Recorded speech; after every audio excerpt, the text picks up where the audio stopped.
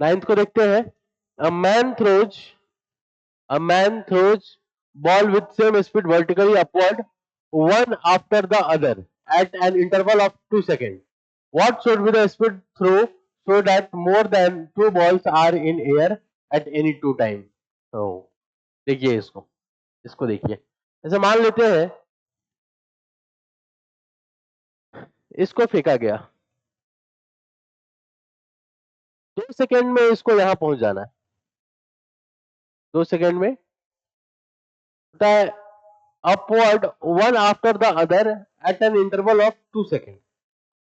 2-2 second पर फेंका गया है।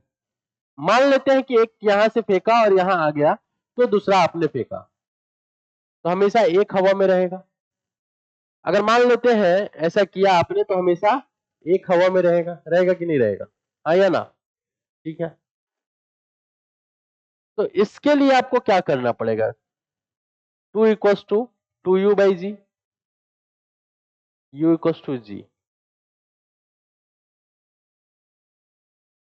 इसके लिए आपको इसका जो टाइम पीरियड है, टाइम ऑफ फ्लाइट, और लेस देन 2 सेकेंड रखना पड़ेगा, तभी जाकर के एक मिनिमम हवा में रहेगा। तो कितना हो जाएगा?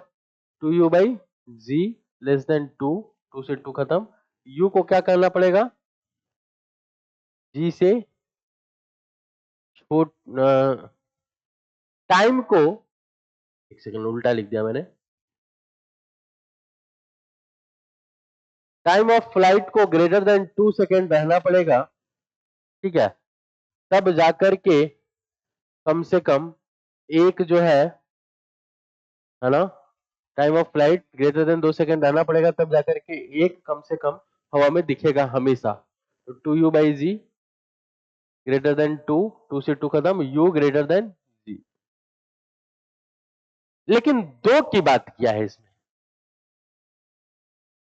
2 बॉल्स।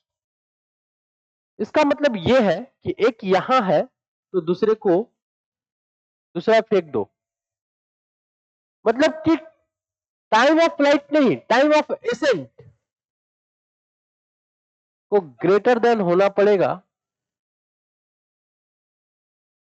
टाइम ऑफ एसेंट को ग्रेटर देन होना पड़ेगा 2 सेकेंड से, यानी u by G greater than 2, यानी u को ग्रेटर देन होना पड़ेगा 19.6 मीटर पर सेकेंड स्क्वायर, मीटर पर सेकेंड से। ठीक है, तो आपको समझ में आ गया होगा कि 19.6 only the speed of 19 more than 19। Option B is the correct answer of this question.